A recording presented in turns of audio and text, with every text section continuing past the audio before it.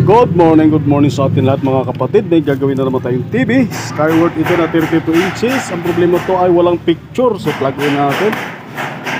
Yan, standby power na siya. Power on lang natin. May pindutan ito sa gilid, sa taas pa, sa baba. Yan, una siya. Tingnan natin. May maninag tayo konti mga bro. Skyward, no? Sky. Maninag tayo konti sa screen. So ang trouble nito ay sa backlight na naman to, or supply sa ating backlight, no? Ang dalawa lang yan mga bro, dahil buhay naman ng screen. May nakita tayong aninag na ano. So ako may tugtog So buksan na lang natin mga bro. Ito pala yung model number na gagawin natin Skyward mga bro, no? Sa model number 32880i. Mapalad tayo, ay silyado pa mga bro. So tayong nakaunang bukas nito mga bro. Yan, buksan na lang natin para malaman natin kung backlight nga talaga or sa supply ng backlight. Ano pa naman, it's type pala ang gamit nito na ano, manipis pala ito mga bro. Pero hindi pa siya smart TV, no? Yan, hindi pa siya smart TV. It's type ang gamit nito na backlight. Kaya tingnan na lang natin kung magagawa natin.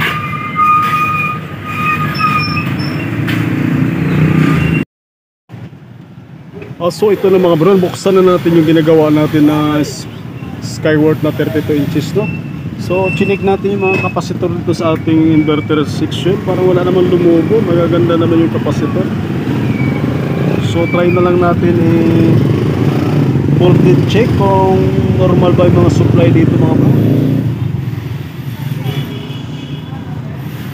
Yan, plug in muna natin ulit. Yan, plug in natin. Tapos power on tayo. Yan, nag-power on na. So wala talagang umilaw na backlight, no? So check natin yung 12 volts. Check natin yung 12 volts. Tapos capacitor na. So normal yung 12. Dito tayo sa inverter. Dapat mayroon tayong mga 60 volts siguro supply nito. Wait, 28 lang, mababa. Dito sa 100 microfarad na 100 volts dapat yun mataas. Yung 28 pa rin. So dapat mataas yung supply natin dyan. 28 mga bro, medyo mababa. So troubleshoot lang natin. May problema yung supply natin in inverter. Dapat yung 100 microfarad dyan, 100 volts, pinakamababa dyan, mga 60 volts yung supply dyan na lalabas. Kaya lang nasusukat natin ay 28 volts lang. Yan o, kahit naka-ground tayo dyan, sinubukan ko na i-ground dyan mismo sa kapasitor, ganun din, 28.7 lang lumalabas. So troubleshoot natin mga bro itong ating inverter, baka dyan na may problema. Sa inverter section natin, check natin yung mga kapasitor, baka may nag-okay na dyan. So update na lang ulit mamaya mga bro. Medyo mahaba-haba ang laban yan. Dyan tayo mag-focus sa may inverter section para malaman natin. Sana magawa natin to kasi it's type ito mga bro na ano, itong model yung manipis na yun, it's type yung kanyang backlight. Medyo mahirap maghanap ng kapareha. Sana ma-repair lang natin to sa inverter section yan. So update na lang ulit mamaya mga bro.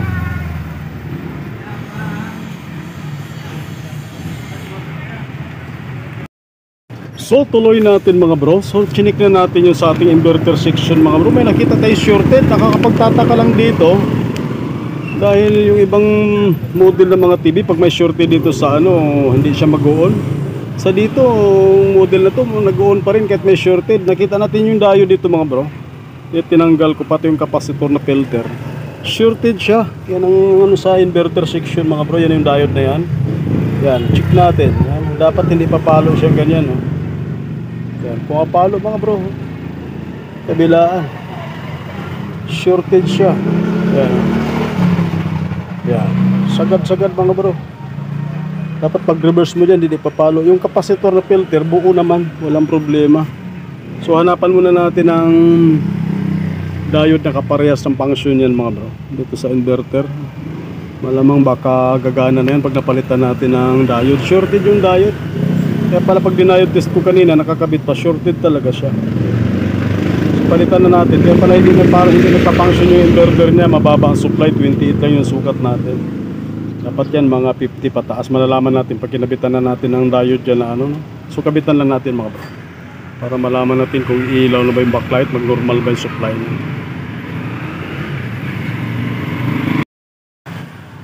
Yan, kabitan natin ang diode mga bro. Ito yung original niya na shorted.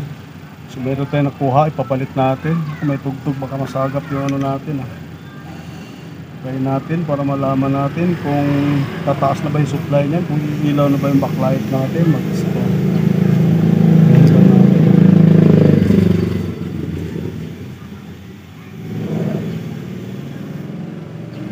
May tugtog sa ating katapat, sana hindi abuti pagsagap.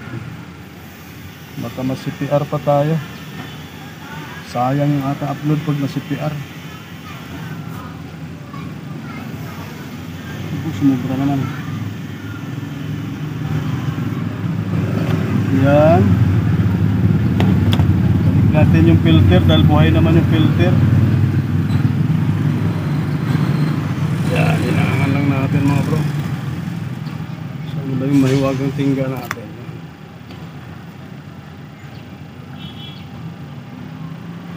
Sana ito lang ang sira dahil wala tayong mahirap paghanap ng backlight na ganung klase.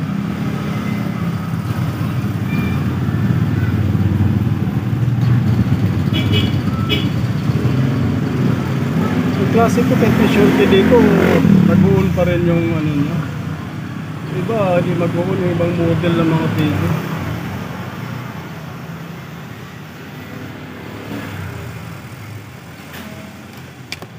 Ang putulan lang natin makasumayan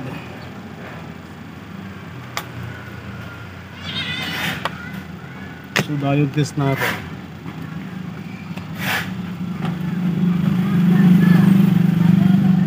Ayan. So wala nang shorted. Okay na. So try natin ikabit mga bro.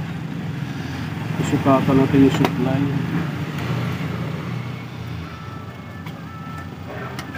Ba klase may shorted pero may masusukat na 28 volts. Klase rin yung trouble niya.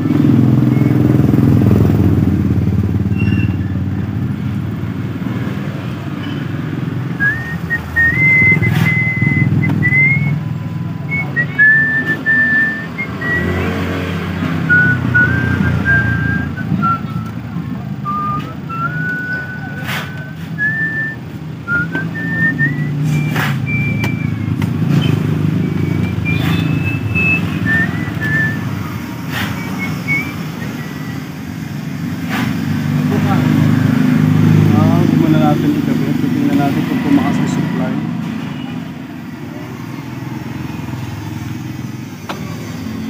Tingnan natin ikabit yung backlight niya. Check lang natin. Yan.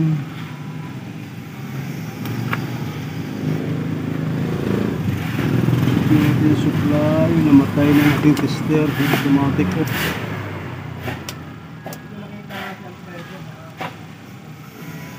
Ay.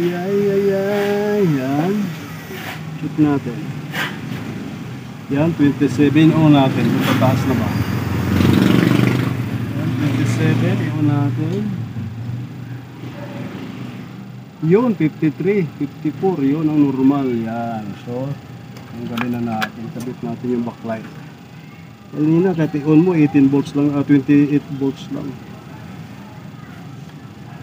Kiramdaman mo natin yung diode. Ako, hindi pala nakikita dyan, no? Nag-normal na 54 volts yung lumabas kanina. So, kabit na natin yung backlight. Tignan natin kung may karga. Hindi mababa. Yan. Ngayon, lagyan natin ulit. Tingnan natin kung iilaw ba yung backlight natin. 45. Yun, nakita ko na lumiwanag na sa ilalim. 45 volts ang supply na normal yan. Kanina 28 lang. So makita ko na umilaw na yung backlight. Salamat naman at umilaw na yung backlight. So problema pala niya ay diode. Diode sa inverter section. Ano ba yun?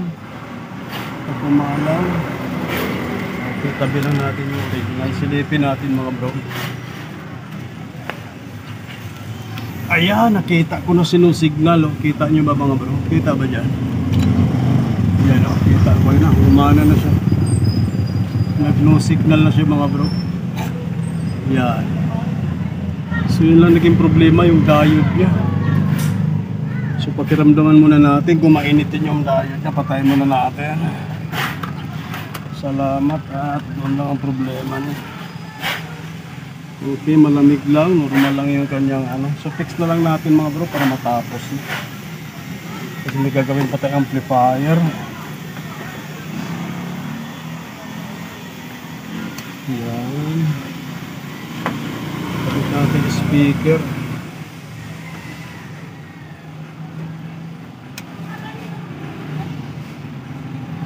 Tapos kapitan natin ang ano, signal.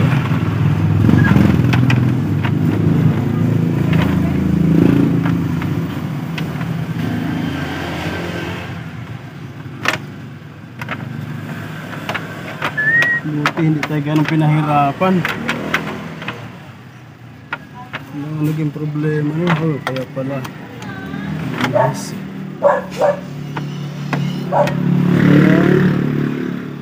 Fix na natin.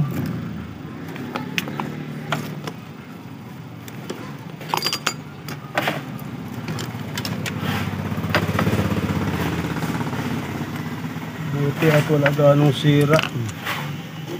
Minsan kasi sa filter lang. Ngayon naman sa diode siya nadali. Hindi ka lang maginala sa diode dahil nag-on pa rin siya kahit may shorted. Yung iba dyan nagpo-protect ka agad dahil may kumukontra.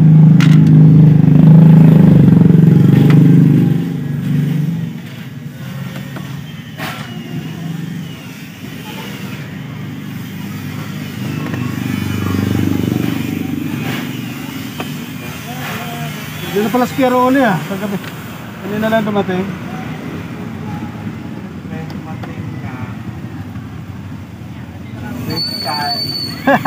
Pera. Uy, boy. Siyempre balik pa yung tao eh.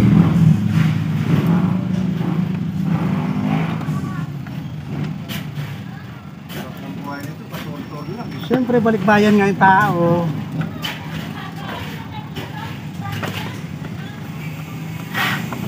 Ganon talaga.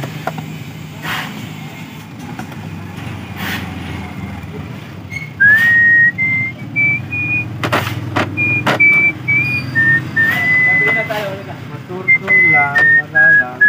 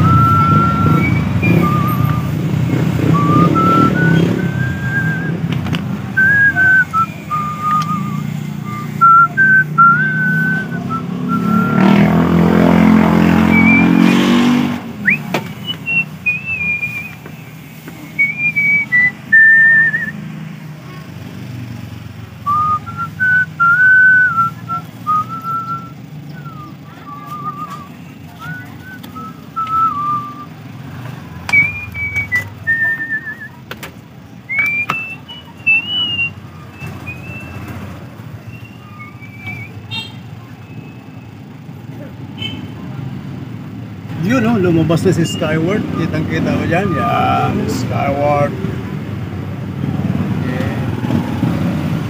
Okay. Lagyan pala natin ng TV Plus. Pero sigurado na yan mga bro. Kahit hindi natin lagyan, may gagawin kasi kong amplifier. Sigurado na to. Yan, kitang kita na si audio video. Pero mas maganda pa rin lagyan natin ng TV Plus. Dito natin TV Plus.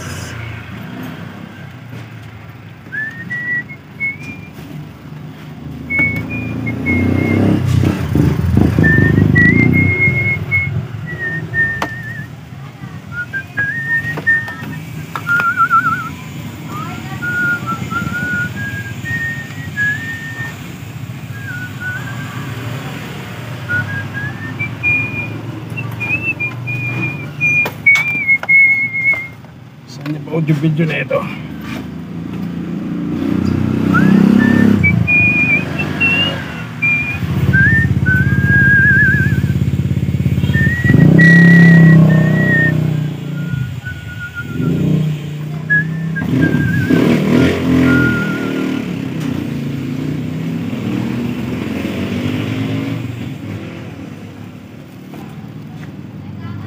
Yun o, volume. Volume.